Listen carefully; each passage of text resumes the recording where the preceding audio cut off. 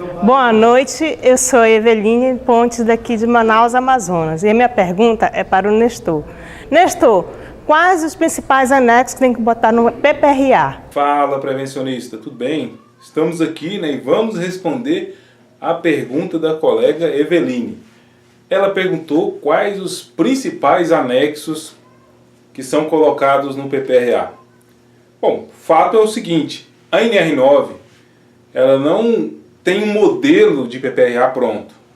E exatamente por isso ela não diz quais anexos devem constar no programa. Então, colocar anexo ou não vai mais do elaborador, da eficiência que ele está buscando através do PPRA.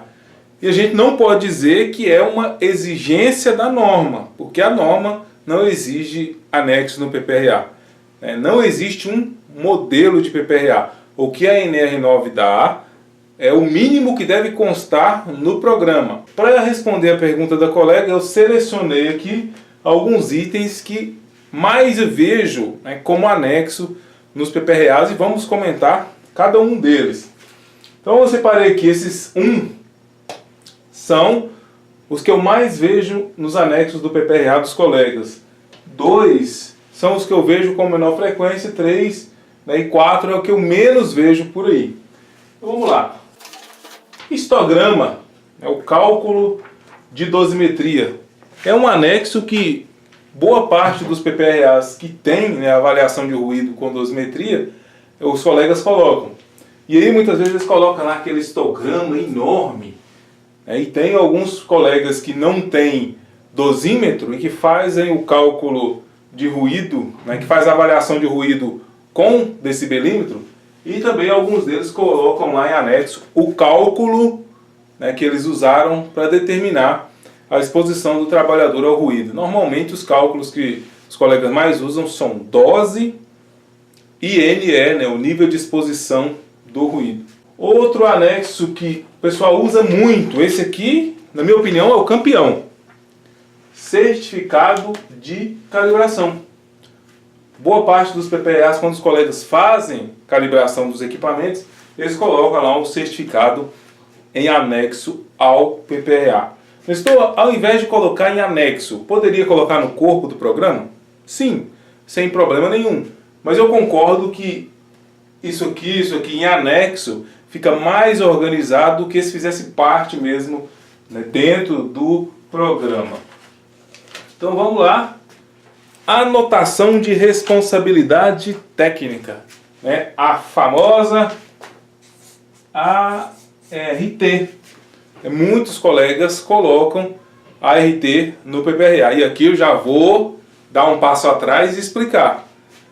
O PPRA só vai ter a ART, anotação de responsabilidade técnica do CREA, quando for elaborado por engenheiro de segurança do trabalho. É obrigatório que o PPRA seja elaborado por engenheiro de segurança do trabalho? Não, não existe essa obrigação. E aqui nesse card a gente fala mais sobre isso. Outro item também que aparece no PPRA, folha de análise de campo. O que é isso? É o colega explicando como foi feita a avaliação em campo, descrevendo passo a passo a metodologia que foi utilizada. E que também é muito válido colocar isso dentro do programa. Porque muitas vezes o elaborador não se preocupa em descrever a metodologia que ele usou para elaborar o PPRA. E isso é danoso, porque quando você não explica a metodologia utilizada, meio que o PPRA acaba diminuindo o seu nível de confiabilidade. Outro item também que os colegas colocam, recomendações gerais. Então você tem as recomendações de uso de EPI, do EPI que foi fornecido dentro ali da planilha de reconhecimento, normalmente, e muitos colegas colocam em anexo para dar outras recomendações que não entraram dentro do programa. E que, por vezes, também é muito válido você colocar recomendações que completem aquilo que já está escrito lá dentro do PPRA, que explique melhor o que já está contido lá dentro do programa. E aqui no item 3, criação de novas funções. Na minha opinião, essa é a que mais a gente deveria ver no PPR-A, né? Quando a empresa cria uma nova função, ela vai ter que avaliar os riscos daquela nova função. E infelizmente, boa parte das empresas, boa parte dos elaboradores, eles não alteram o PPR-A quando a empresa cria uma nova função. E uma nova função, normalmente, ela vai trazer novos riscos. Tais riscos que devem ser avaliados dentro do programa, mas que, infelizmente, boa parte dos colegas não avaliam. E aqui o item 4, certificado do CA, dos EPIs que os trabalhadores usam.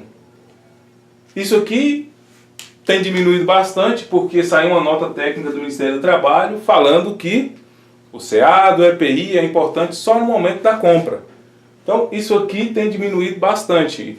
Essa nota técnica ela diz o seguinte: se você comprou o EPI com o CA válido, você pode continuar utilizando mesmo com o CA inválido, mesmo que esse CA vença. Se você quiser saber mais sobre isso, acesse o link que está na descrição. Então tá aí os principais anexos que os colegas gostam de usar dentro do PPR-A e a explicação, né, de cada um deles, do uso de cada um deles. Agora é com você. Você é que tem que avaliar os anexos que você julga importante para o seu PPR-A. Já que a norma não diz quais são, mas ela diz os parâmetros necessários, né, os mínimos parâmetros necessários, você pode usar também alguns anexos para incrementar o seu programa, a fim de trazer confiabilidade ao seu programa. E essa confiabilidade é muito importante porque, querendo ou não querendo, o PPR-A é a ferramenta principal da gestão de segurança na empresa e ainda, em alguns casos, ele pode ir parar na justiça. Então, quanto mais confiável, quanto mais tecnicamente bem elaborado for o seu PPR-A, melhor para você, elaborador, e melhor para a empresa que vai ter uma maior segurança jurídica. Espero que você tenha gostado do nosso vídeo aqui hoje. A gente se vê semana que vem. Se você gostou, já dá aquele curtir maroto e já se inscreve aí no canal. A gente se vê semana que vem, se Deus quiser. Tchau! Olá, eu sou o gestor do site Segurança do Trabalho, M. Olá, eu sou Mário Sobral do Nosso Grito. E juntos estamos fazendo